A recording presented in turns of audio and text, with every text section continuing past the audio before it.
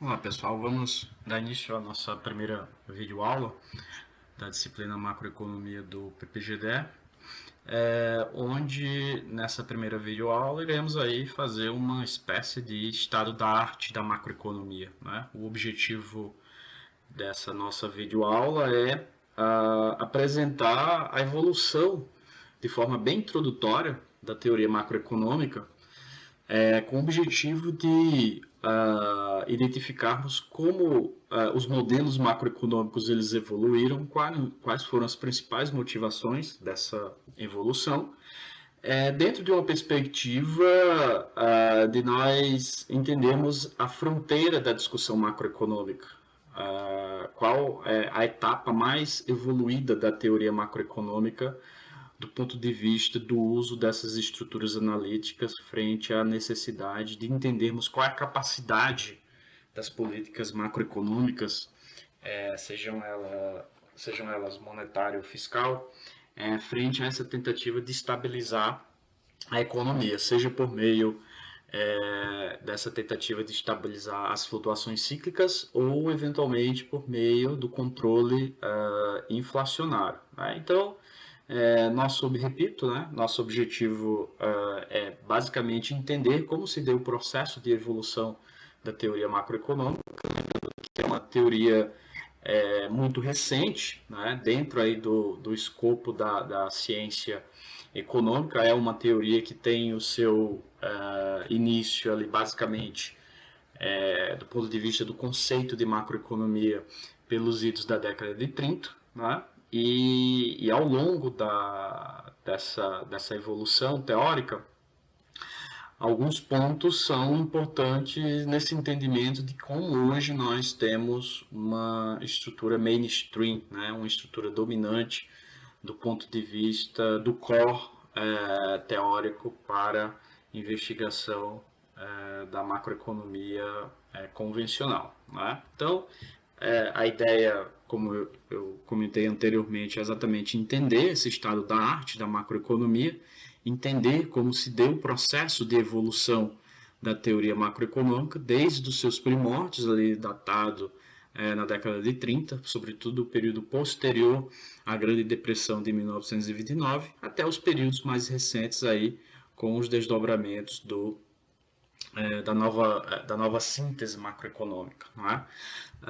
É importante, né, pessoal, que entender que o surgimento da macroeconomia moderna, né, essa ideia de conceituarmos e associarmos a macroeconomia a um período mais moderno, é datado ali na década de 30, né, como eu havia comentado anteriormente, com a publicação da teoria geral do Keynes. Né? Então, é ali na década de 30 que nós entendemos o impulso e a motivação do surgimento da macroeconomia.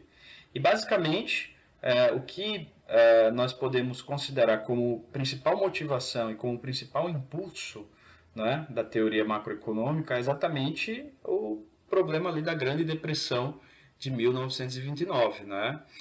Possivelmente, sem a Grande Depressão ali de 1929, a teoria geral do Keynes não teria surgido. Né? O seu objetivo foi exatamente, né, ao redigir, ao escrever o livro, era tentar entender aí as causas do desemprego em massa que afetava todas as principais economias da época. Né?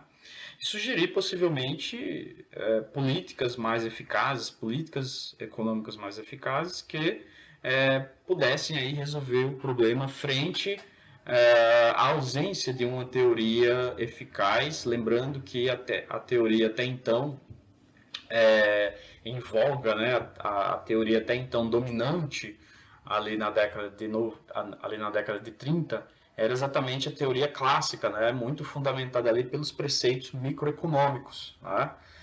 Então era uma época de grande desordem, né, do ponto de vista da evolução do próprio sistema capitalista. Né? A princípio, a inexistência de um conjunto de medidas intensificava esse processo aí de crise, né? Na maioria dos países, a taxa de desemprego estava aumentando e as políticas deflacionárias haviam caído em desuso, né, até pela sua ineficácia. Então havia pouco espaço para essa teoria, até então mainstream, a chamada teoria clássica, né? Havia um pouco espaço nessa teoria para a discussão sobre desemprego, uma vez que a ideia de desemprego, né, o conceito de desemprego, até então associado a essa teoria mainstream, essa teoria clássica, estava associado ali àquele desemprego voluntário, tendo em vista que eventuais fricções ali no mercado de trabalho eram pontualmente justificadas e eventualmente sanadas, tendo em vista as forças de mercado, né? Forças essas de mercado associadas às condições que definem a demanda por trabalho, micro fundamentada lá nas condições de maximização de lucro das empresas, bem como as condições de oferta de trabalho associadas à necessidade de maximização também de otimização, porém agora dos trabalhadores consumidores, onde ali eles estavam ávidos, segundo os preceitos clássicos, estavam ali ávidos a otimizar o seu bem-estar a partir do trade-off renda-lazer. Então esse era ali, nessa fase pós Grande Depressão de 1929, né, havia uma certa inquietação pela ausência de uma teoria que pudesse entender o problema do alto desemprego até então visto nas principais economias. Né? Então, a década de 30 ela presenciou a primeira grande crise do capitalismo industrial. Né?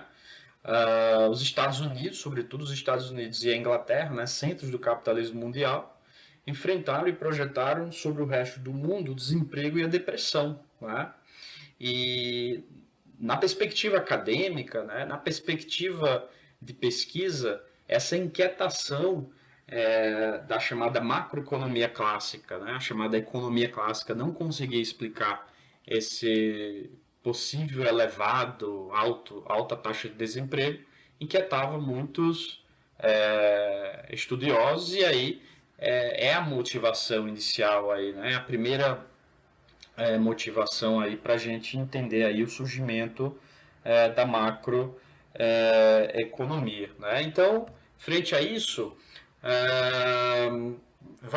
frente à publicação ali da teoria geral do Keynes, né, em 1936, é importante também destacar que não era tão simples, né?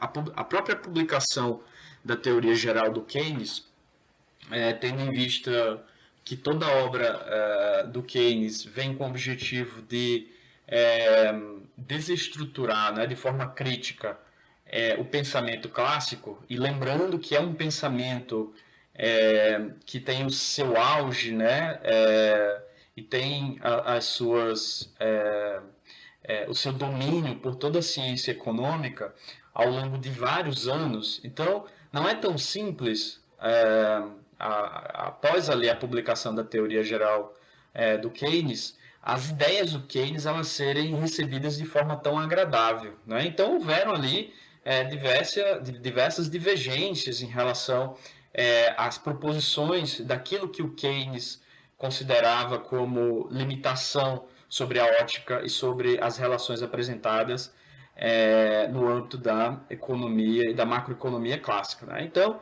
essas opiniões divergentes, né, com foco nas deficiências do raciocínio de Keynes, foram expressas, mas a pressão para produzir um novo arcabouço teórico que pudesse explicar as disfunções óbvias no sistema de mercado era tal que dificilmente eram ouvidas. E lembrando também que a própria obra do Keynes, quem tem essa preocupação, né, de se debruçar e fazer uma leitura sobre a teoria geral, é uma obra de difícil leitura face ao seu baixo rigor didático, né?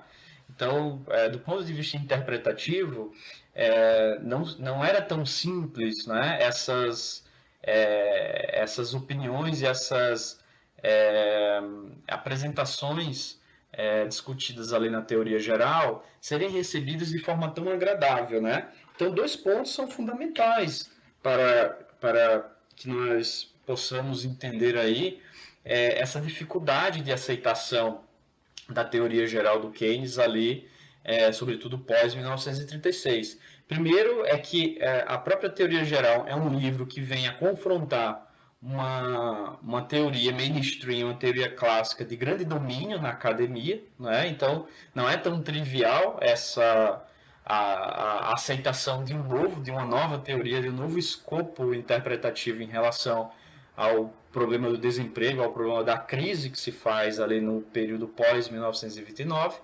Segundo, não é uma obra tão didática e elucidativa num primeiro momento, né? Então, várias opiniões, né, divergentes em relação às proposições apresentadas pelo próprio Keynes. E, de certa forma, se isso é um problema, isso gerou uma motivação para uma interpretação da própria teoria geral. Porque, assim como o Keynes faz uma discussão e uma interpretação daquilo do que vem a ser clássico, né, é sempre importante entendermos ali que, sobretudo nos livros textos, dos manuais, aquilo do que vem a ser macroeconomia clássica, né, a ideia da macroeconomia clássica, a ideia da estrutura macroeconômica clássica até então apresentada pelos manuais é uma interpretação do próprio Keynes, daquilo que vem a ser clássico. Possivelmente, essa percepção e essa visão do que vem a ser clássico para o Keynes é uma percepção muito mais próxima à teoria neoclássica, aquela teoria que nós estudamos ali na microeconomia. Até porque o Keynes ele foi um discípulo do Marshall, né? Um dos principais, se não o principal expoente ali da teoria neoclássica, da teoria microeconômica. Então, muito da percepção do Keynes, daquilo que vem a ser clássico, está muito associado à chamada teoria neoclássica. Então, assim como houve uma interpretação do Keynes frente àquilo que vem a ser clássico, após a publicação da teoria geral do Keynes, até pela própria, como eu falei anteriormente, até pela própria dificuldade interpretativa, as ausências ali de comunicações do ponto de vista das interações entre as variáveis econômicas, né, discutidas ali na teoria geral, houve uma motivação também para interpretar o Keynes, né, para interpretar a teoria geral, né, ali em 1936. Então, basicamente, três obras, né, três autores foram fundamentais, né? O James Mead, ali em 1937, o Roy Harrod, em 1937 também, e o Higgs também em 1937, sobretudo o Higgs, né, que deram três artigos separados com o objetivo de trazer à tona a essência da teoria geral do Keynes. Né? O grande precursor ali em relação à interpretação do Keynes vai ficar associada ao trabalho do Higgs ali em 1937, sobre o título, né, Mr. Keynes and the Classics, né, onde o Higgs ele busca ali fazer uma interpretação, uma elucidação de forma matemática e gráfica das proposições do Keynes, né? Então, essa tentativa de avaliar a ideia do Keynes se deu de forma muito agressiva, né? Haja visto o interesse dos próprios autores em tentar interpretar uma obra que venha desconstruir todo o pensamento dominante, até então, a teoria clássica, né? Então, um dos pontapés iniciais ali do surgimento da teoria macroeconômica, né, vem exatamente com essa tentativa aí de entendermos de forma muito mais detalhadas essas interpretações e essas críticas que o Keynes até então apresenta ali na teoria geral frente ao pensamento clássico, né? Então, assim, todos os três autores, né, o Roy, o Mead e o próprio Higgs, tomaram como primeira tarefa a reconstrução do modelo clássico, não é? Ou seja, assim como Keynes ele fez uma reconstrução, uma interpretação aos seus olhos daquilo do que vem a ser clássico, não é? As três obras, né, até então comentadas no slide, os três autores até então comentados no slide anterior, eles fizeram também essa tentativa, tentaram reavaliar exatamente aquilo do que vem a ser o clássico, né, a fim de avaliar se a afirmação do Keynes de que seu modelo era mais geral do que o modelo clássico, porque quando nós adentramos ali na discussão do Keynes a respeito daquilo do que vem a ser clássico, um dos resultados apresentados ali pelo Keynes é exatamente que o modelo clássico é um modelo mais específico, não é? É um caso muito pontual da economia, né? Por exemplo, uma situação de pleno emprego, tão advogada, tão referendada ali pelo pensamento clássico, né? O Keynes, ele de certa forma, ele aceita que existe a possibilidade da existência de uma situação de pleno emprego, porém ele vai considerar isso como um caso muito específico, né? Uma situação muito sui generis da economia, tendo em vista o fato de que a economia possivelmente ela está sendo a evolução do sistema capitalista por si só gera um grau de uso ineficiente dos fatores produtivos e isso por si só é um dos motivos e é uma das justificativas para o fato das economias estarem muito abaixo do seu nível de pleno emprego. Então, é factível uma situação de pleno emprego na economia à luz do pensamento do Keynes, porém, essa situação ocorre no momento em que todos os fatores produtivos da economia, sobretudo o uso do fator intensivo trabalho, né, é dado de forma eficiente. Né? Então, como um dos pressupostos ali do Keynes é que as economias elas atuam em mercados associados às chamadas falhas de mercado, né? A própria existência das chamadas falhas de mercado fazem com que, eventualmente, os fatores produtivos eles não sejam utilizados da forma mais eficiente possível. Então, se os fatores produtivos eles não estão sendo implementados, eles não têm como resultados a máxima eficiência, então, possivelmente, as economias estão abaixo do seu nível de pleno emprego. Então, é factível um ponto de pleno emprego na situação, a lei da interpretação do Keynes, porém, seria uma situação muito pontual, né? Não seria um caso geral, de modo que a economia desenhada pelo Keynes, a partir das hipóteses até então desenhadas, sobretudo aquelas hipóteses associadas à rigidez de preços, rigidez dos salários nominais, né? É bem lembrado ali que os salários nominais eles são rígidos à baixa, segundo a percepção do Keynes. Então, isso seria um caso mais geral do que um caso associado aos preceitos clássicos, onde os preços e os salários sejam perfeitamente flexíveis, não é? Então, assim como Keynes fez essa construção, né, essa reinterpretação do mundo clássico, os autores, não é, que buscam referendar, sobretudo o trabalho do Hicks, não é? Os autores que buscam referendar e buscam interpretar a obra do Keynes, eles fazem também uma reinterpretação daquilo do que vem a ser clássico. Né? Então, todos eles concluíram que não era. Né? Embora suas interpretações fossem bastante semelhantes, uma delas, né, sobretudo aí o caso do trabalho do Hicks, o Mr. Keynes and the Classics, deveria ter um futuro mais promissor contendo a primeira versão do que seria o chamado modelo ISLM. Né? Para comparar as visões de Keynes com a economia clássica, Hicks transformou as ideias de Keynes em um sistema simples de equações simultâneas, né, com uma análise muito robusta ali com abordagem gráfica. Né. Ele também introduziu os gráficos, no caso, que permitem que o resultado conjunto de dois mercados diferentes sejam representados em um único diagrama, lembrando ali que o modelo ISLM é um modelo que busca entender o comportamento das principais variáveis macroeconômicas, sobretudo o movimento de juros, e movimento da atividade econômica a partir da renda, né? E há uma interação, pelo fato desse modelo ser um sistema de equações simultâneas, há uma interatividade entre os dois mercados, o mercado de bens, representado ali pela curva S, e o mercado monetário, representado ali pela curva LM. Então, a partir dessa interpretação, até pela facilidade interpretativa pelo qual o modelo ISLM configura tanto as ideias do Keynes quanto os próprios preceitos ali apresentados pelos clássicos, né? O modelo ISLM tornou-se a referência da macroeconomia keynesiana, né?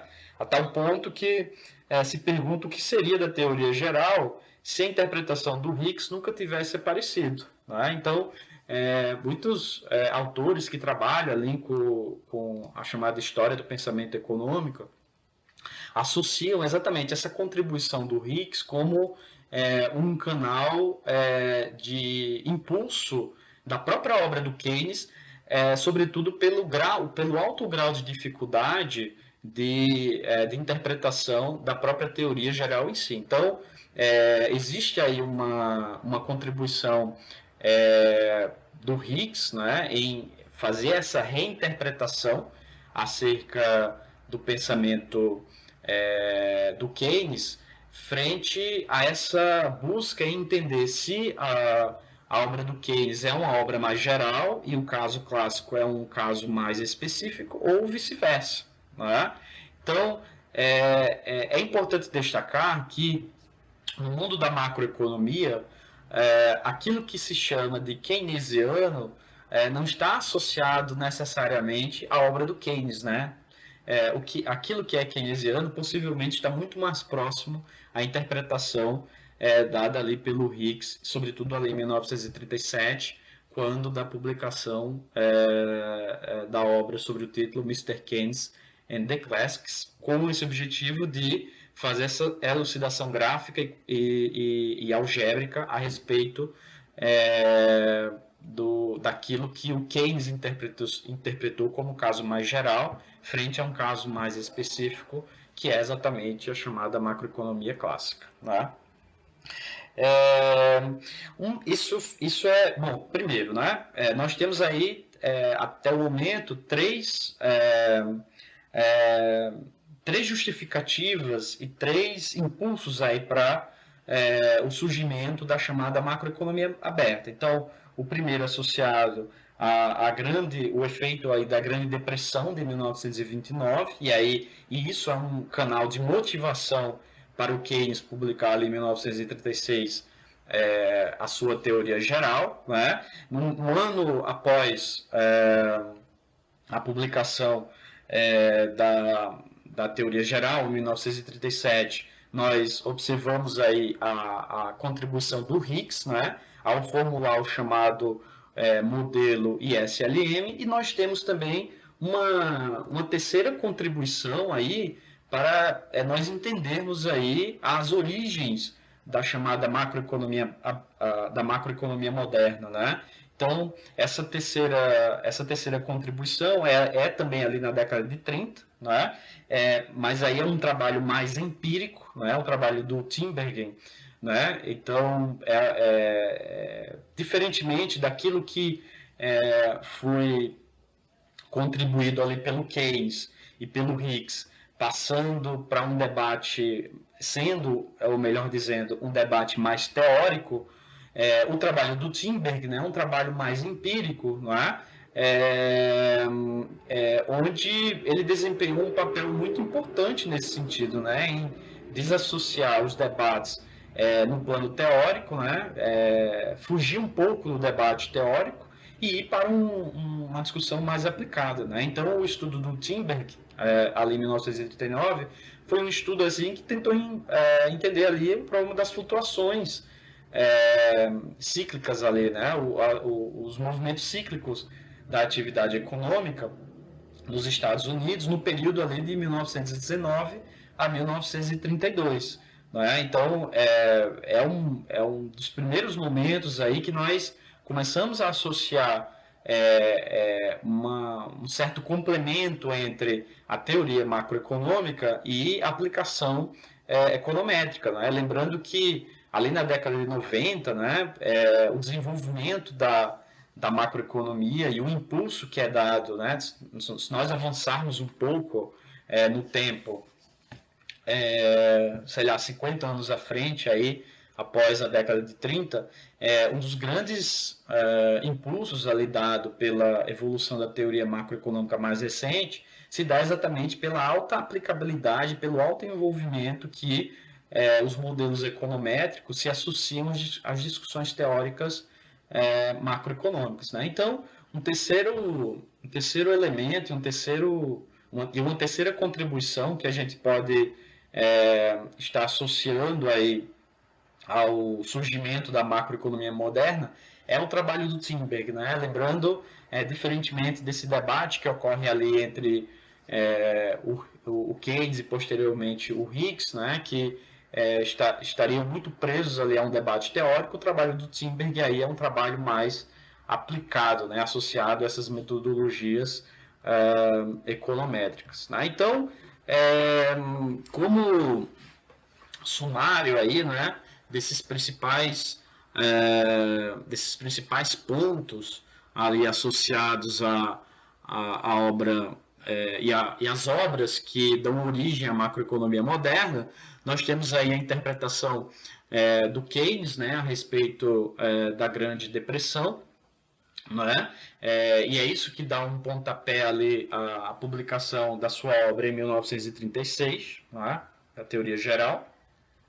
Na sequência, nós observamos aí o debate associado e essa tentativa de interpretação do Hicks, né? Lembrando que a data ali da obra do Hicks, né, é 1937, mas é a data 1937 é a data de apresentação desse trabalho na sociedade econométrica, né, desse trabalho que ele tenta interpretar o Mr. Keynes and the Classics. 1939 é o ano da publicação dessa obra, né, 2 anos após a apresentação ali do trabalho nessa conferência da sociedade econométrica. E em 1939 também o trabalho do Thunberg, né, que busca aí desenvolver estudos mais empíricos associados aos ciclos de negócios ali na economia americana de 1919 ali a 1932. Então, se nós formos se nós precisarmos voltar no tempo e entender em que momento a macroeconomia, essa macroeconomia que nós entendemos hoje, né, essa linguagem que nós entendemos hoje, essa linguagem que é discutida por cerca de 90 a 95% dos economistas no mundo, né, a sua origem é exatamente ali na década de 30, tendo em vista essas 3 possíveis contribuições, né, a obra do Keynes, né, frente a essa tentativa de dar uma nova conotação em relação a uma teoria que busca explicar o problema da Grande Depressão de 1929, né? Na sequência, a obra do Hicks, com esse objetivo mais didático, interpretativo dos preceitos ali apresentados pelo Keynes, né? E o trabalho do Thunberg, que é um trabalho mais econométrico, aí um trabalho mais aplicado nessa tentativa de envolver o problema das flutuações cíclicas tão presente ali nessa época. Né? Nessa fase pós década de 30, né, a gente pode estar considerando que inicia-se aí o auge da chamada macroeconomia, né, sobretudo associado ao auge da macroeconomia keynesiana. E veja, quando nós estamos agora associando a chamada macroeconomia keynesiana, nós estamos associando exatamente conceitos não muito próximos à teoria geral, né? Mas conceitos, eu acredito que muito mais próximos ao chamado modelo ISLM ali do Hicks, né? Essa fase também que se inicia, possivelmente vai se iniciar ali na década de 40, com muito auge ali no final da década de 50, é uma fase conhecida como a chamada síntese neoclássica, não é? A gente vai entender um pouco disso, mais slides mais à frente, mas possivelmente o auge da macroeconomia keynesiana está muito mais associado do que vem a ser a chamada síntese neoclássica. Né? Então, a partir de 1944, né, sobretudo com as contribuições ali do Modigliani e do Alvin Hansen, né, o modelo ISLM ele se torna uma ferramenta básica de análise. Né? Embora desenvolvido pelo Hicks ali pós-publicação da teoria geral em 1937, né, publicado ali em 1939, o modelo ISLM por si só, ele foi disseminado ali basicamente por dois autores, né, o Franco Modigliani, né, e o Alvin Hansen, né, é dito também que o modelo ISLM também ele pode ser conhecido como modelo Hicks-Hansen, né? Até pela própria contribuição que é dada ali pelo Hansen em 1953. Né? Então, é um ferramental, né? O modelo ISLM ele acaba se tornando mais um ferramental interpretativo, né? da teoria do que uma teoria por si só. Né? Há quem duvide que o modelo ISLM não é uma teoria. O modelo ISLM é basicamente uma ferramenta interpretativa de relações teóricas, né, apresentadas ali na teoria geral do Keynes. Não? Então, este modelo ele compreende dois submodelos distintos, né, o chamado sistema keynesiano e o sistema clássico. Né? Portanto, estritamente falando, não deve ser considerado keynesiano. Né? Tanto que, como eu falei em slides anteriores, esse próprio modelo ISLM ele está no escopo ali da chamada síntese neoclássica. Né? Então, há quem duvide que o modelo ISLM está muito mais próximo à estrutura clássica ou, eventualmente, a depender das hipóteses que estão sendo inseridas ali no modelo ISLM, essa ferramenta, essa estrutura analítica estaria próxima ao mundo keynesiano. Né? Então, essa capacidade e essa sofisticação trazida ali pelo modelo ISLM é uma discussão muito importante para nós entendermos e até nós construirmos as hipóteses associadas a uma determinada economia, se eventualmente essa economia está muito mais próxima ao mundo clássico ou eventualmente está muito mais próxima ao mundo keynesiano. Por exemplo, né, pessoal, se nós pegarmos lá a chamada curva LM, né, vou colocar aqui a curva LM, sabemos ali que a estrutura apresentada pela curva LM, né, na relação taxa de juros e renda, ela apresenta em seu estado bem comportado, a curva LM ela é positivamente inclinada na relação taxa de juros e renda. Nós sabemos ali que o mercado monetário é um mercado onde a taxa de juros é uma função do meu nível de renda. Né?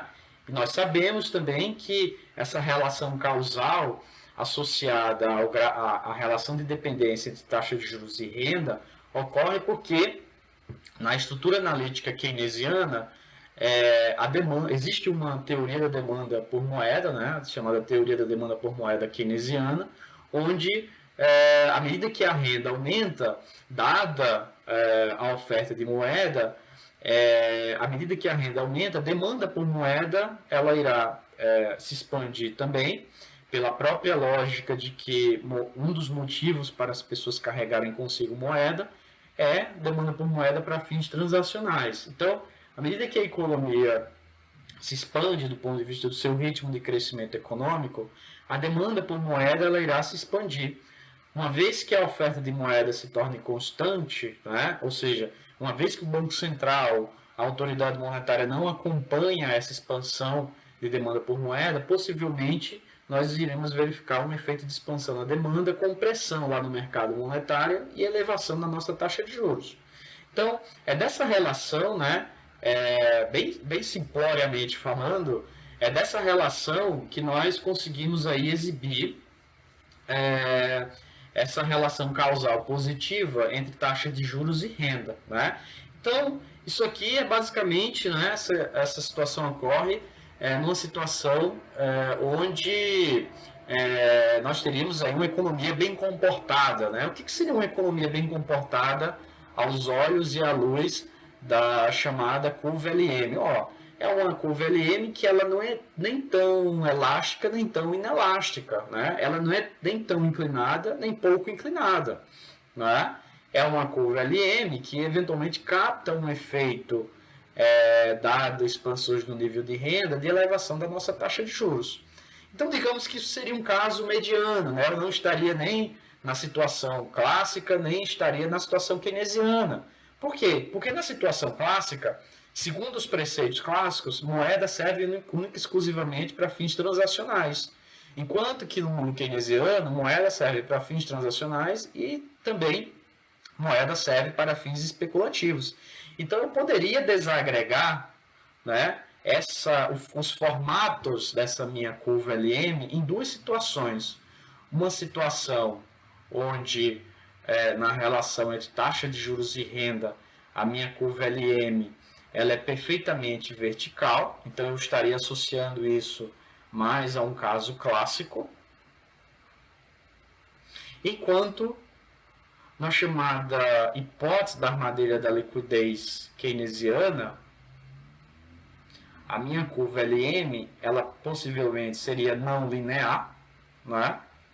Onde em situações onde a taxa de juros ela é extremamente baixa, né? E os agentes estariam com uma sensibilidade muito elevada para carregar moeda para fins especulativos, né? A minha função LM ela teria esse formato em situações, em cenários onde a taxa de juros exibe um valor muito baixo frente às expectativas dos agentes em não visualizarem uma queda na taxa de juros, né? E dada a relação causal que existe entre valor de face dos títulos e taxa de juros, né?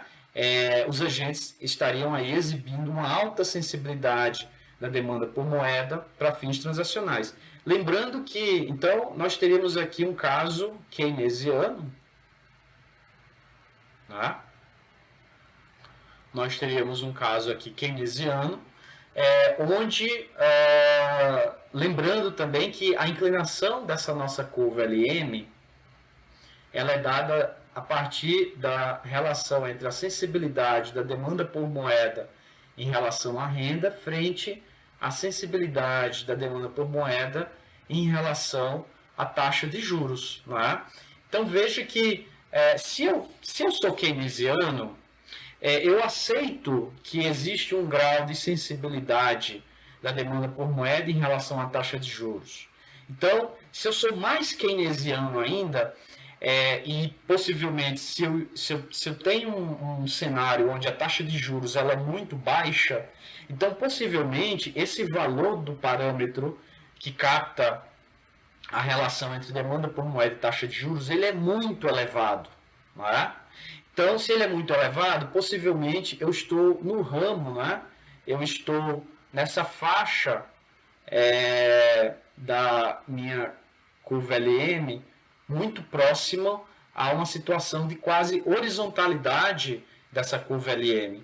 Agora, se eu sou muito mais próximo ao mundo clássico, ou se eu estou num cenário onde a macroeconomia clássica ela está muito presente, então possivelmente o valor dessa sensibilidade é muito baixo, não é? Fazendo com que a inclinação dessa minha curva LM seja muito elevada. Então, eu estaria muito mais próximo a esse caso. Então, essa sofisticação, né, pessoal, estou aí apresentando de forma bem introdutória para nós observarmos a capacidade e a sofisticação que o modelo ISLM traz para o debate até então apresentado ali em 1900 no período pós publicação da obra do Keynes, né? uma vez que a macroeconomia keynesiana, ou a chamada síntese neoclássica, ela está muito mais associado a essa capacidade que o modelo ISLM tem de interpretar tanto o mundo clássico quanto o mundo keynesiano, né? Então, isso, didaticamente, é muito mais expositivo, isso é muito mais fácil de ser aceito, né? Então, essas distintas interpretações, né, daquilo do que vem a ser keynesiano e daquilo do que vem a ser clássico, traz a importância aí dessa estrutura do ISLM para a esteira das discussões, sobretudo quando nós buscamos aí entender os fatores que influenciaram a própria evolução da teoria macroeconômica. Então, muito embora o modelo ISLM ele tenha sido ali desenvolvido pelo Higgs logo em anos posteriores à publicação da teoria geral, ele vai ser disseminado, né, sobretudo por conta dessa capacidade que ele tem de interpretar as várias facetas aí desses dois mundos, clássico e keynesiano. Então, ele didaticamente, né, ele é muito bem aceito frente à sua fácil percepção daquilo que vem a ser clássico e daquilo do que vem a ser keynesiano. Uma coisa importante também destacar, pessoal, que eu havia comentado anteriormente, é muito comum nós observarmos aí, né, a macroeconomia keynesiana associada ao ISLM, a síntese neoclássica associado ao ISLM. Eu diria que para aqueles macroeconomistas que estão muito mais próximos ao Keynes, né, possivelmente eles interpretam aí o ISLM como um sistema keynesiano. Tá? Agora, aqueles autores, aqueles macroeconomistas que interpretam o ISLM como uma estrutura que tem a capacidade aí de elucidar diferenças entre aquilo que vem a ser keynesiano e aquilo que vem a ser clássico, possivelmente esses autores estão muito mais próximos a um rótulo do tipo síntese neoclássica. Né? Mas, basicamente, né, pessoal, o que nós temos que observar é que o modelo ISLM em si é um modelo que faz essa tentativa de unificação das interpretações. Não necessariamente unificação das interpretações, né? Ele tem essa capacidade de que, a partir das hipóteses que são implementadas nesse modelo, por exemplo, nessas análises que eu fiz agora há pouco, eu poderia estar associando, eu poderia estar construindo o modelo ISLM à luz das interpretações clássicas, ao associar que essa economia tem uma reduzida sensibilidade da demanda por moeda em relação à taxa de juros. Ou ao contrário, eu estou num mundo onde a taxa de juros ela é muito baixa, não é? E os agentes por si só eles estão especulando muito no mercado frente a um possível aumento dessa taxa de juros, né? A chamada armadilha da liquidez. Eu tenho essa capacidade também, à luz do modelo ISLM, de interpretar exatamente essa economia como muito mais próxima à economia keynesiana do que a economia clássica. Então isso foi uma riqueza muito importante ali, né, para a evolução da própria teoria macroeconômica.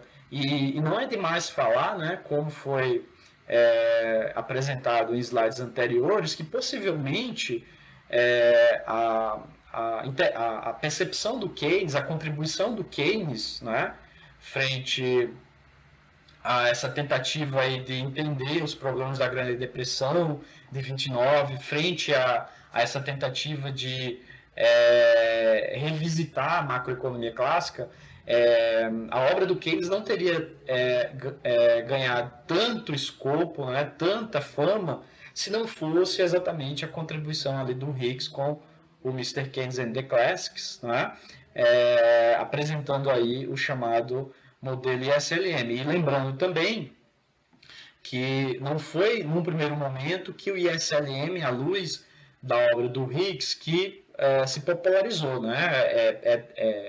É datado aí pelas obras aí do Modigliani de 1944 e do Hansen ali em 1953 a importância né, do ISLM como um ferramental básico de análise dessas relações causais entre as variáveis macroeconômicas, né?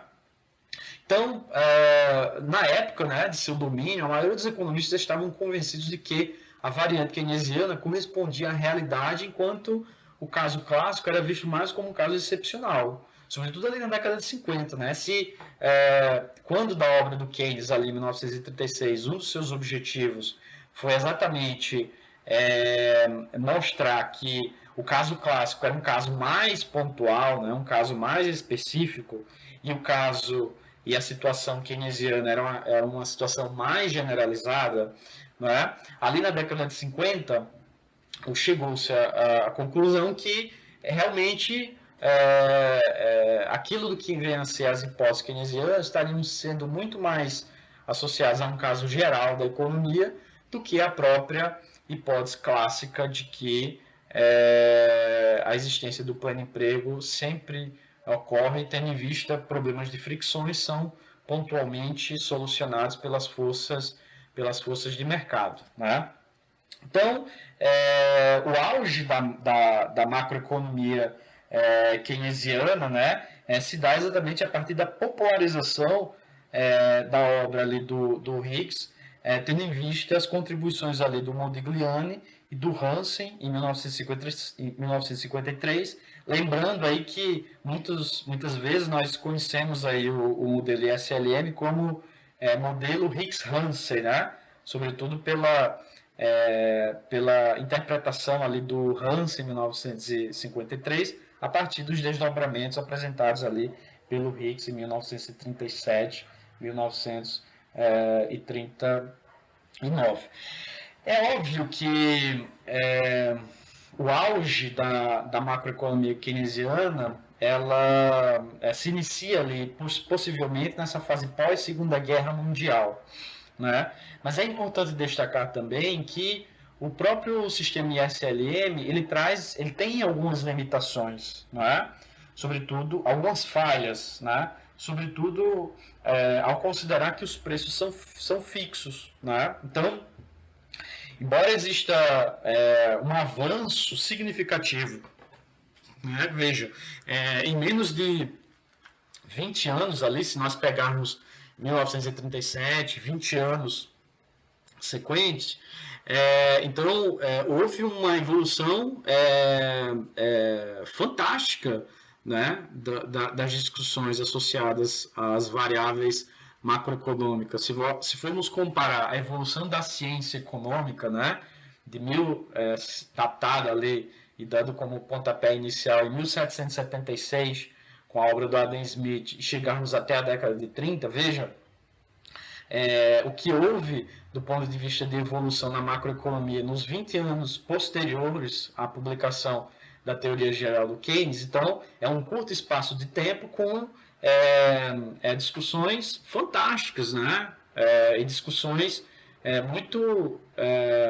que vieram muito a contribuir com a evolução da teoria macroeconômica, né? Então, esse momento embrionário ali, década de 30, 20 anos após a publicação da teoria geral, essa reinterpretação ali feita pelo Modigliani, tá? Ainda na década de 40, a popularização ainda pelo Hansen ali em 1953.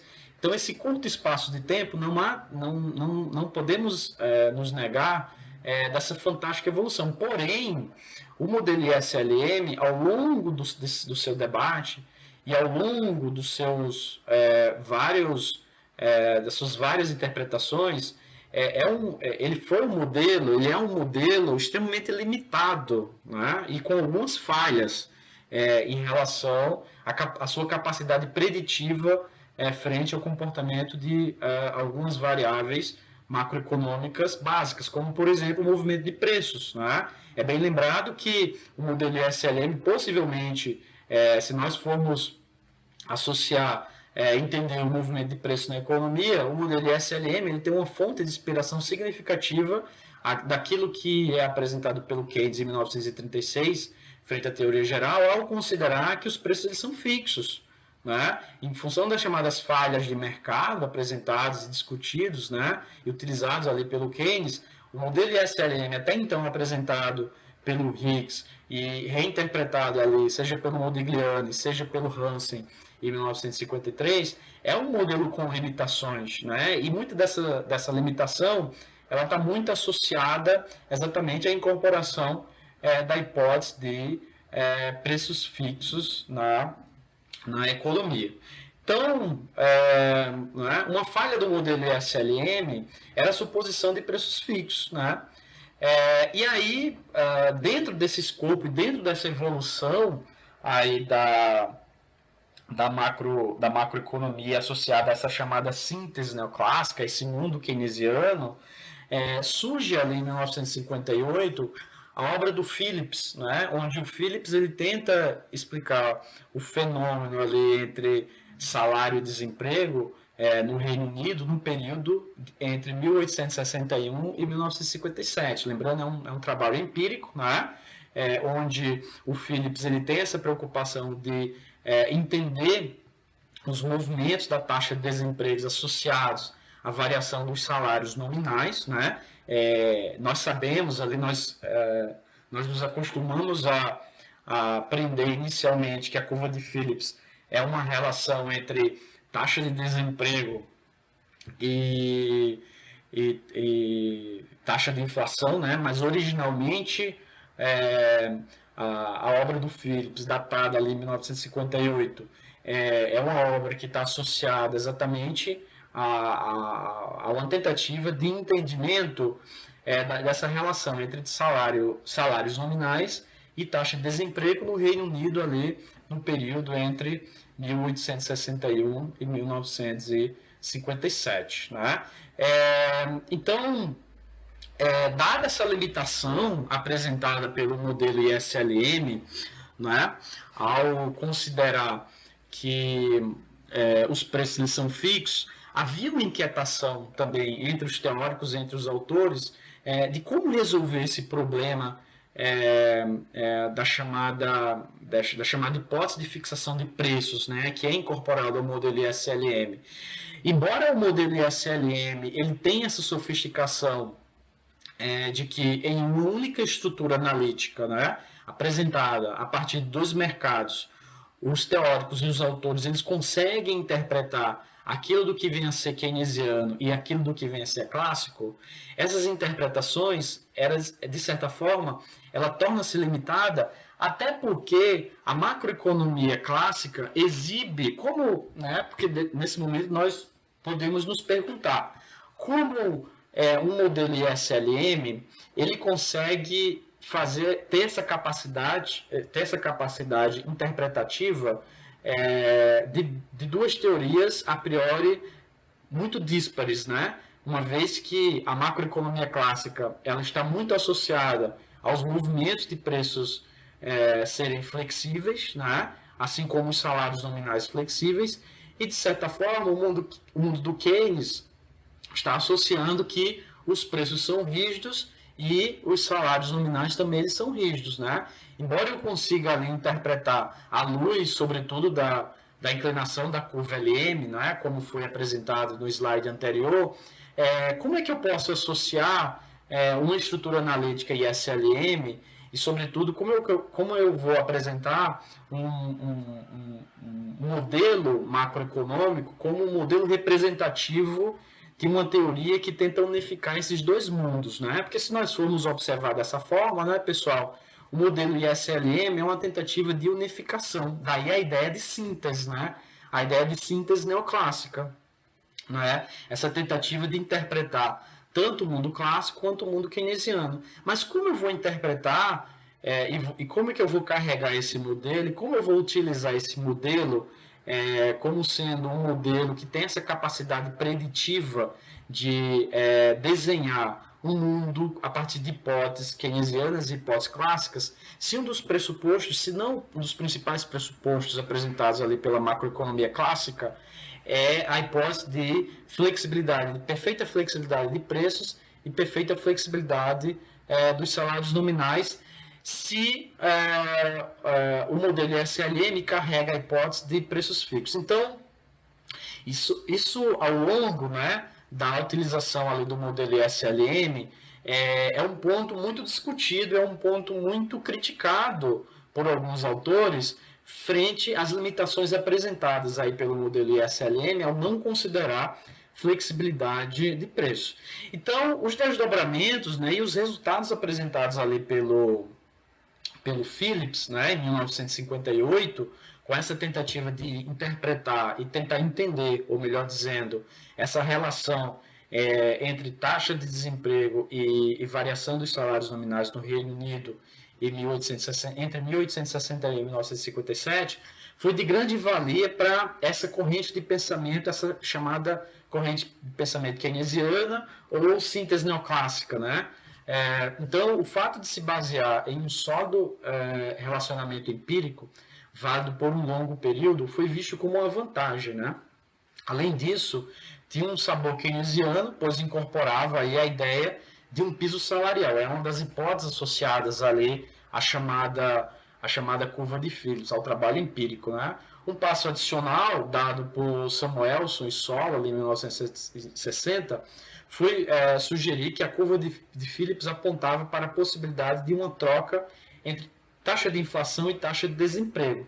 Ou seja, o governo poderia comparar uma diminuição no nível de desemprego aceitando uma taxa de inflação chamada trade-off entre taxa de inflação e taxa de desemprego. Não é? Então, pessoal, a partir... embora o modelo SLM ele tenha se tornado, sobretudo ali no início da década de 50, tenha se tornado a estrutura representativa do novo mainstream macroeconômico, né? Esse domínio vinha com limitações, e as limitações estavam exatamente associadas a essa falta e essa baixa capacidade que o modelo ISLM não conseguia incorporar, por exemplo, o efeito da flexibilidade de preços, né? Ali ao longo da própria evolução da teoria macroeconômica. Então, pós publicação da obra do Phillips ali em 1958, a contribuição do Samuelson e do Sola ali em 1960, ao sugerir as interpretações apresentadas ali pelo trabalho do Phillips como uma possibilidade de interpretar e de incorporar a ideia do Phillips, né, nessa estrutura analítica keynesiana, nessa chamada síntese neoclássica, como o componente associado à oferta agregada. Né? Daqui a pouco a gente vai observar isso, que nesse momento onde eu quebro a hipótese de rigidez de preços no modelo SLM, e a partir da contribuição do Phillips, eu posso associar que o modelo ISLM com preços flexíveis, ele é um modelo que possivelmente explica as condições da economia pelo lado da demanda agregada, enquanto a interpretação dada pelo Phillips pode ser uma boa justificativa para nós interpretarmos a economia pelo lado da oferta. Né? Então, quando inicia-se ali a década de 60, né, nessa fase pós-publicação do Phillips em 1958, o modelo keynesiano, a estrutura da síntese neoclássica, ela está montada. Né? Está montada de modo que o modelo ISLM com preços flexíveis, ele vai ser uma estrutura muito mais próxima para interpretarmos as condições de demanda agregada da economia, enquanto a estrutura apresentada e o debate apresentado pelo Phillips em 1958, ele vai estar muito mais próximo a uma estrutura que justifica a economia pelo lado da oferta. Então, nesse sentido, a teoria macroeconômica ela conseguiu evoluir ao apresentar um modelo macroeconômico a partir de justificativas de oferta agregada e demanda agregada, com o objetivo de entender a natureza cíclica da economia. E mais ainda, né, tentarmos observar qual é a capacidade que os policymakers, as políticas macroeconômicas, têm de fazer com que as condições de oferta e demanda da economia sempre tendam a convergir ao seu ponto de equilíbrio, não é? Então, a própria teoria keynesiana, embora, repito, o seu pontapé inicial, não é, seja ali os desdobramentos da obra do Keynes e sequencialmente, sobretudo com grande valia, a publicação do ISLM, a consolidação da estrutura keynesiana, né, o modelo de oferta agregada e demanda agregada por si só, ele é construído e ele é surgido ali no início da década de 60, né, pós a publicação da obra do Phillips em 1958. Tá? Então, embora o modelo ISLM, ele, ali na década de 50, sua grande deficiência é exatamente a ausência de uma hipótese de que os preços eles sejam flexíveis e pontualmente é resolvido ali pela contribuição do Phillips e na sequência incorporado ali pelo Modigliani e pelo Solow, existem outras limitações e deficiências importantes aí também no modelo ISLM. Então, basicamente 4, né, pessoal? E essas limitações, elas serão muito importantes para nós entendermos sequencialmente, sobretudo ali na década de 70, com a chamada revolução da hipótese das expectativas racionais, o avanço da teoria macroeconômica, né? E, sobretudo, a crítica que o pensamento novo clássico vai apresentar face a esse domínio do pensamento keynesiano, né? Caracterizado ali entre os idos de 1936, 37, até o início ali da década de 60, né? Então, quais são as principais deficiências, né, apresentadas ali pela teoria, pelo modelo ISLM, associando que o modelo ISLM é um modelo que inspira ali o pensamento keynesiano. Basicamente 4, né? A primeira delas é social, né? Porque os keynesianos, né, os macroeconomistas keynesianos, eles nunca se preocuparam em definir as noções centrais de seu paradigma, em particular o desemprego involuntário e o pleno emprego, né, de maneira precisa. Enquanto o próprio Keynes gostava de raciocinar em termos de agentes fazendo escolhas, essa dimensão microeconômica recebeu pouca ênfase, né? Se nós formos comparar, né, pessoal, a crítica que o Keynes desenvolve ali na sua teoria geral, né, tem um capítulo ali na teoria geral que são os princípios clássicos, existe um debate feito pelo próprio Keynes ali, bem microfundamentado, né, quando o Keynes vai interpretar, quando o Keynes faz essa tentativa de interpretação do chamado modelo clássico, ele busca explicar os movimentos lá da demanda por trabalho, assim como a oferta por trabalho, tendo em vista as condições de otimização dos agentes representativos, né? No mercado de trabalho clássico, à luz do pensamento do Keynes, nós conseguimos entender que a curva de demanda por trabalho ela nasce, ela surge a partir da condição de maximização de lucro das empresas, né? É uma relação microfundamentada, não é? E a oferta de trabalho ela é apresentada a partir da condição de maximização de bem-estar do consumidor trabalhador, não é? Que dá ávido a explicar e a otimizar o seu trade-off entre renda e lazer.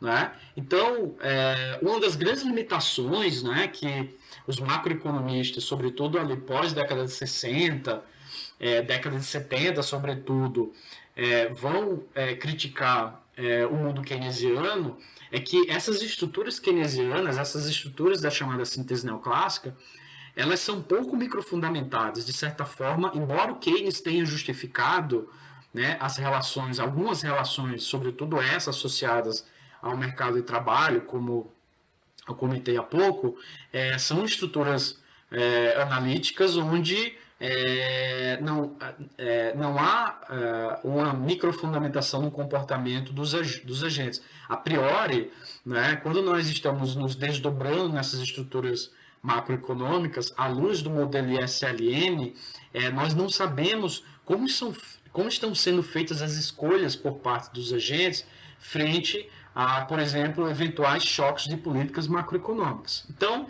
isso é uma deficiência, né, que é apresentada ali frente ao modelo ISLM. O modelo ISLM inicial, ele é estático, né? E pouca atenção dada às expectativas.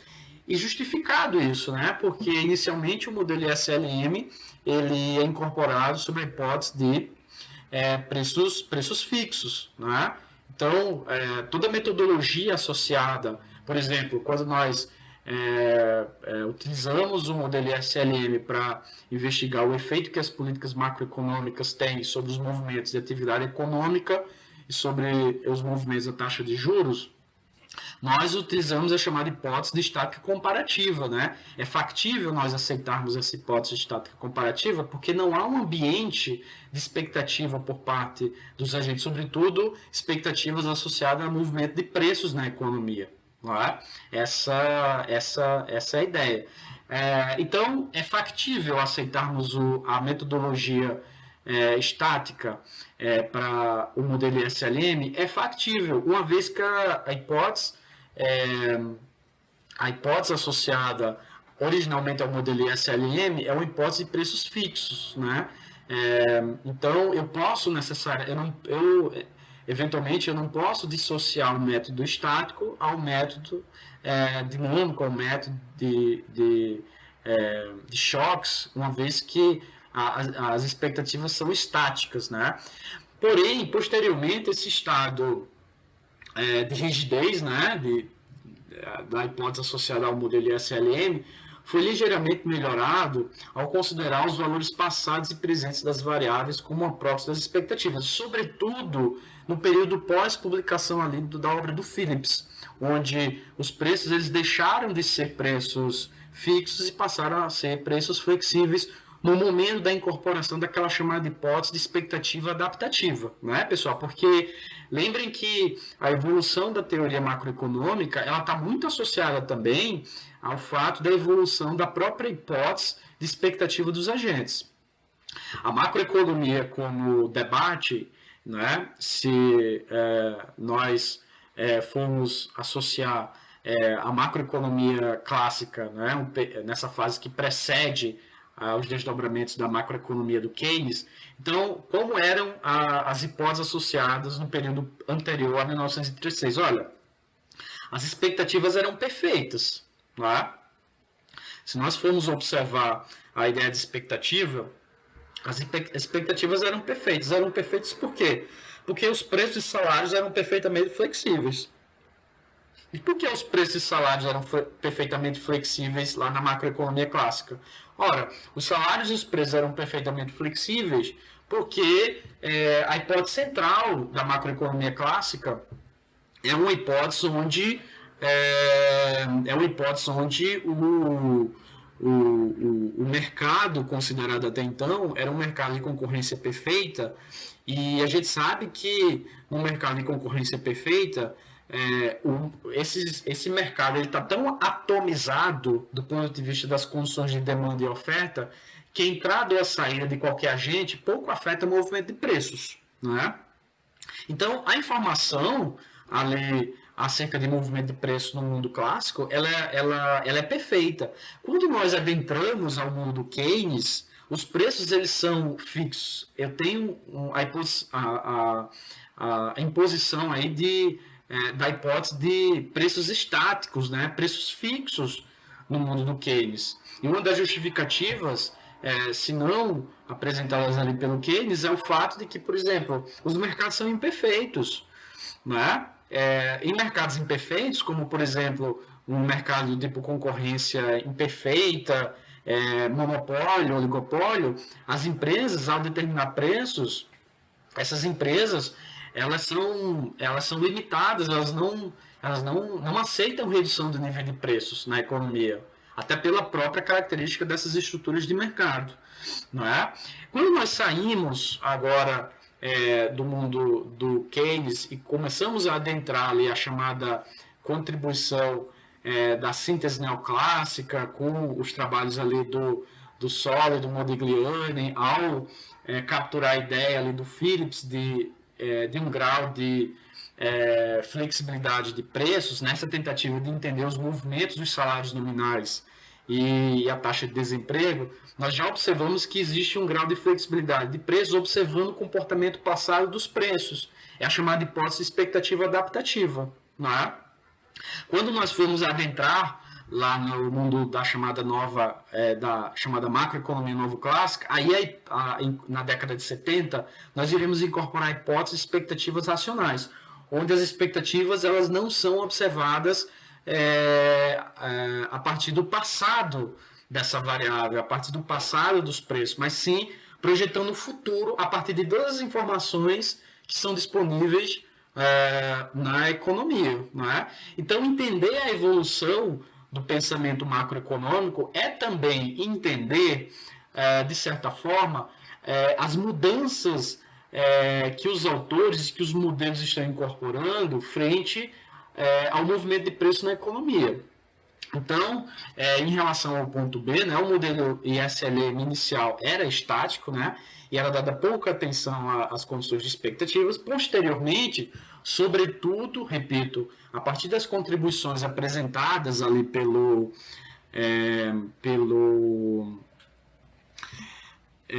Modigliani e pelo Solow, ao incorporar o trabalho do Phillips, né, como uma obra que poderia complementar a estrutura básica da síntese neoclássica, ao considerar que o modelo ISLM com preços flexíveis está próximo a uma interpretação daquilo do que vem a ser a curva de demanda agregada, e aquilo que é associado à oferta agregada está muito mais próximo às relações observadas pela curva de Phillips, a partir do trade-off entre taxa de inflação e taxa de desemprego. De certa forma, foi resolvida essa limitação e essa deficiência. Né?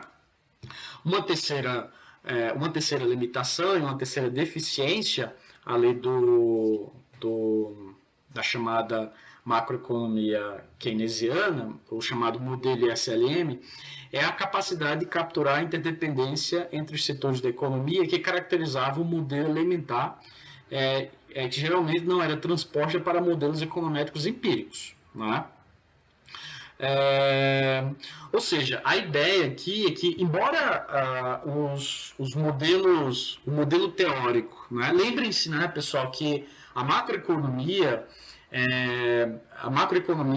o estopim da macroeconomia, né, o pontapé inicial da macroeconomia, inicialmente apresentado aqui nessa nossa videoaula, foi basicamente 3 pontos. Né? A interpretação do Keynes em relação à macroeconomia clássica, nessa tentativa de entender o problema da Grande Depressão de 1929, essa tentativa na sequência do Hicks, com a publicação do Mr. Keynes and the Classics, em interpretar, né, as ideias do Keynes, né, e também o trabalho do Timberg lá em 1939, ao desenvolver o estudo sobre as flutuações cíclicas, sobre a atividade dos ciclos dos negócios ali nos Estados Unidos entre 1919 e 1932. Né?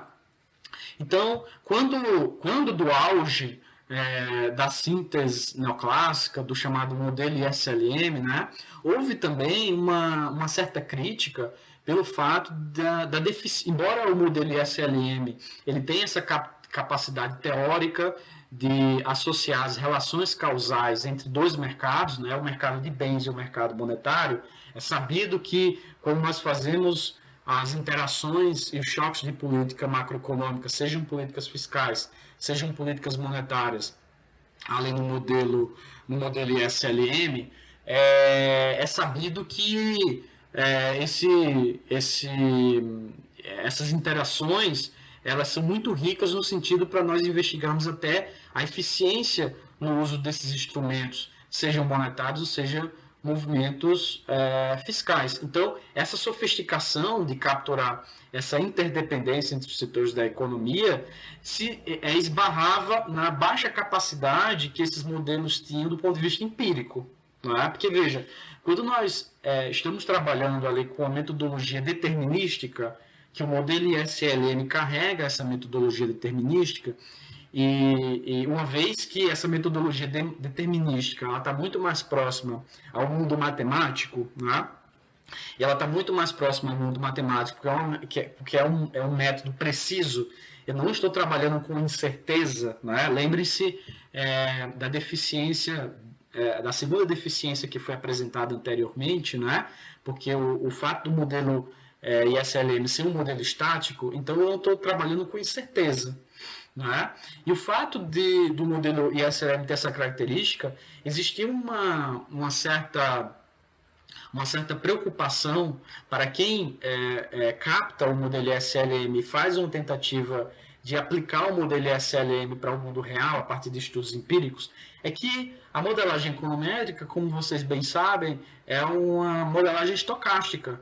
E para eu trabalhar com modelagem estocástica, eu tenho que trabalhar com movimentos de erro de previsão também, né, pessoal? Então, vejam, ali, ao longo da década de 50 e década de 60, existia essa ambiguidade também. Olha, é um modelo teórico, mas, de certa forma, eu tenho uma limitação do ponto de vista da aplicabilidade desses modelos teóricos frente a uma metodologia estocástica. Né? Um debate que vai ser muito rico ali na década de 70, quando Robert Lucas vai incorporar hipóteses expectativas racionais, e aí, a partir da década de 70, vai ficar muito mais visível e muito mais elucidativo a conjunção entre econometria e macroeconomia. Né? Até então existe, né, pessoal, aí uma disciplina, tem disciplinas aí, a chamada macroeconometria. O que é a macroeconometria? Essa tentativa aí de incorporar os elementos estocásticos no debate teórico macroeconômico. Essa evolução e esses desdobramentos, né, dessa unificação, digamos, metodológica, ocorre de forma muito vigorosa a partir da década de 70, com a incorporação aí da hipótese de expectativas racionais pelo mundo novo clássico, que nós iremos chegar pontualmente nesse debate, né? Acerca dessa nova metodologia. Mas um ponto não é, ali no auge da esteira ali do domínio mainstream do pensamento keynesiano, representado ali pelo modelo SLM, existia, de certa forma, um ponto crítico, né? Que é exatamente essa dissociação ali entre a teoria e a própria aplicabilidade dessas teorias, né? Uma vez que o modelo por si só se baseia em métodos estáticos, né? Em estática comparativa, em uma metodologia mais determinística, se comparado às metodologias econométricas que estão associadas a processos estocásticos. Né? Então, isso é uma terceira limitação e uma terceira crítica apresentada aí pelo pensamento até então da teoria keynesiana, do pensamento da síntese neoclássica.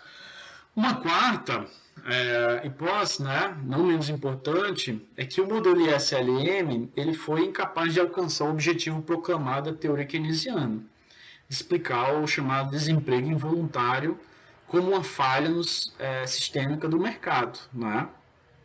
Então, lembrando que toda a euforia, né? E possivelmente toda a riqueza por trás da crítica apresentada pelo Keynes, né?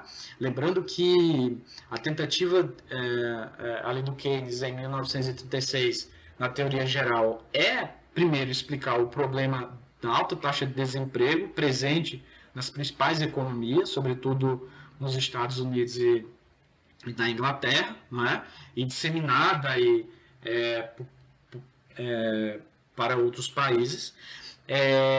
E ao longo da evolução da teoria macroeconômica, né, se nós perpassarmos aí 1940, década de 40, década de 50, parece que a importância básica ali do instrumental keynesiano é perdido, tá? Chega um momento ali, sobretudo quando da incorporação da hipótese de flexibilidade de preços associadas ali à chamada curva de Phillips, que a própria noção de explicar o fenômeno do desemprego ela é perdida.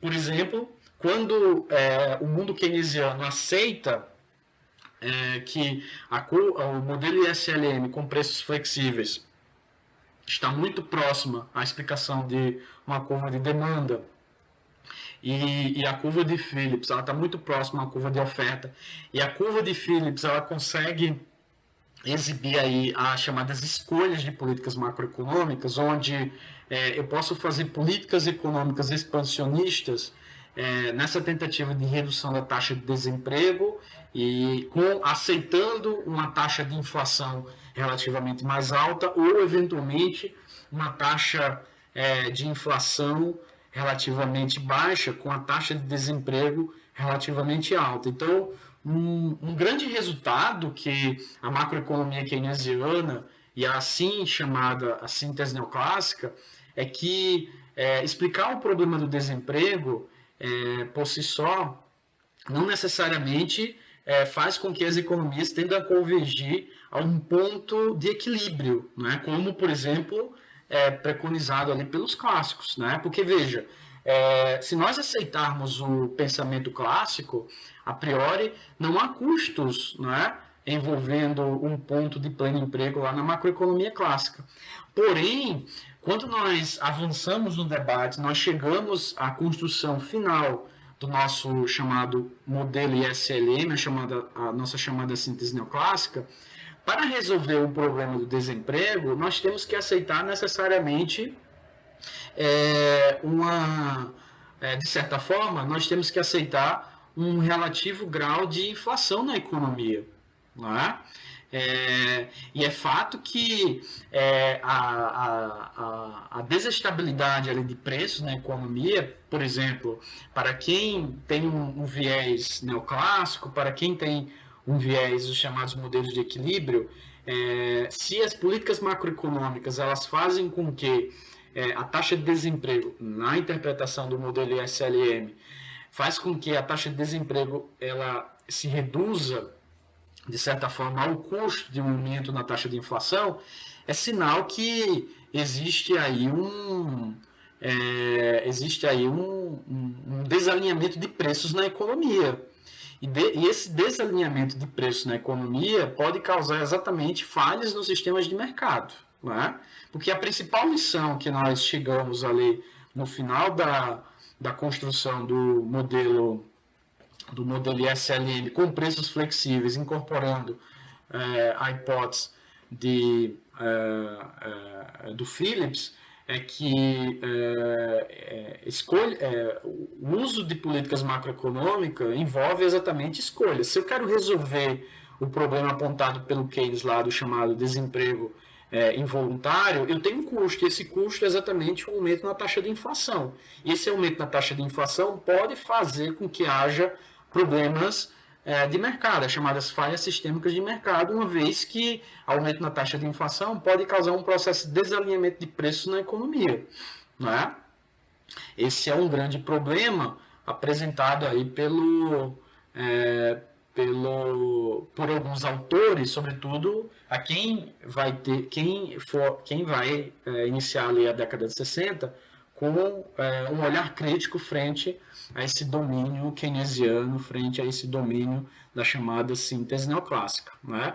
Então, pessoal, nessa primeira parte dessa videoaula, nós chegamos à conclusão que o modelo ISLM com preços flexíveis é uma estrutura analítica que domina, né, a teoria macroeconômica ali pelos idos do final da década de 50, início da década de 60, com a incorporação da obra do Phillips como uma interpretação da economia pelo lado da oferta, enquanto o modelo ISLM com preços flexíveis vai ser uma interpretação da economia pelo lado pelo lado da demanda, porém, né, essa contribuição e essa evolução da teoria macroeconômica, ela ocorre com algumas limitações, não é?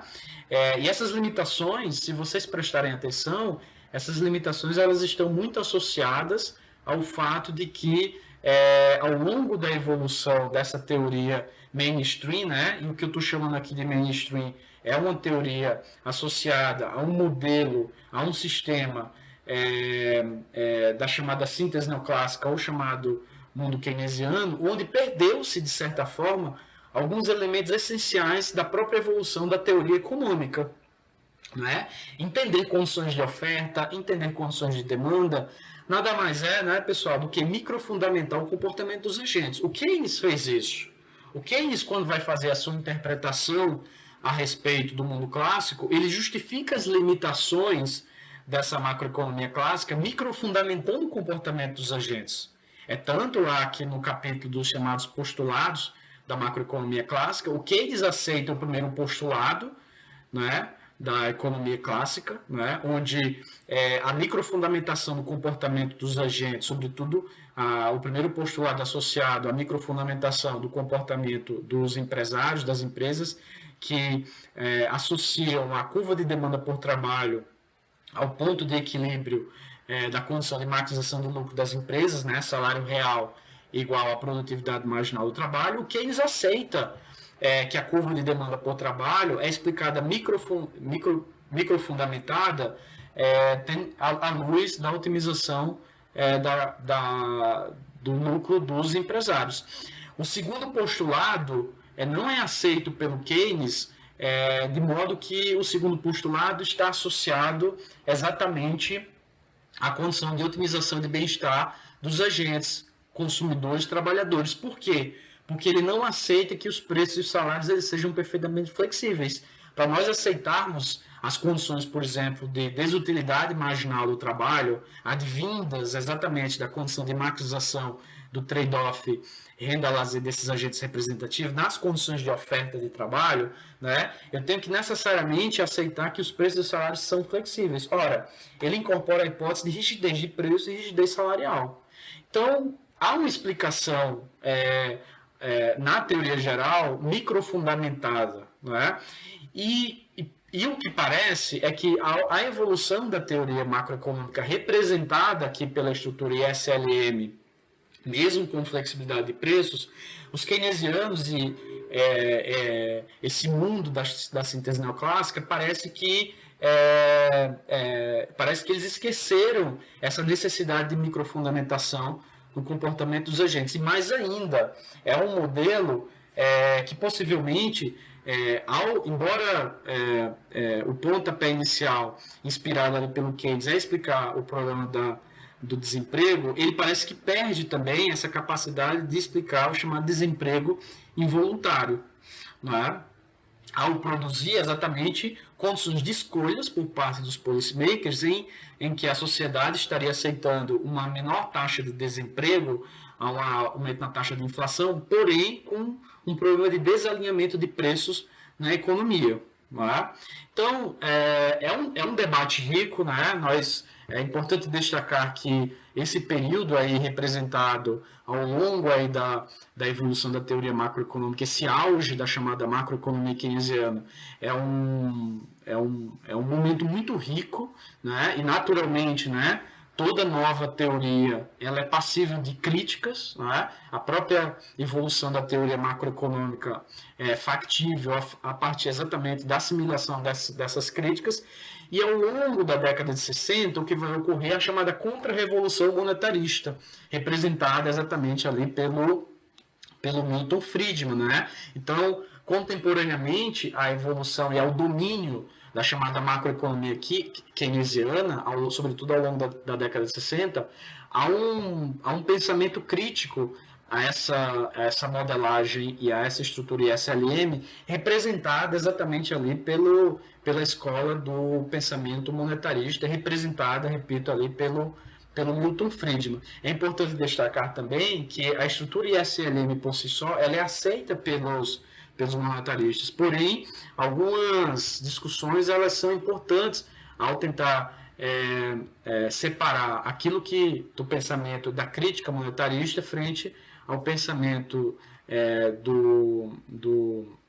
da chamada síntese neoclássica, né? Embora os monetaristas eles tenham essa aceitação da estrutura ISLM como eficaz para entender os movimentos e as relações entre algumas variáveis macroeconômicas. Então, na segunda parte dessa videoaula de entendimento aí do chamado estado da arte da macroeconomia, nós estaremos preocupados em investigar o momento de ruptura do domínio da chamada macroeconomia keynesiana, ou chamado domínio aí, a ruptura aí o fim aí do domínio da chamada síntese neoclássica com os desdobramentos ali iniciais aí do pensamento monetarista, esse olhar crítico que o pensamento monetarista vai ter frente a esse mundo keynesiano, e mais ainda, a chamada segunda revolução do pensamento macroeconômico com o advento aí da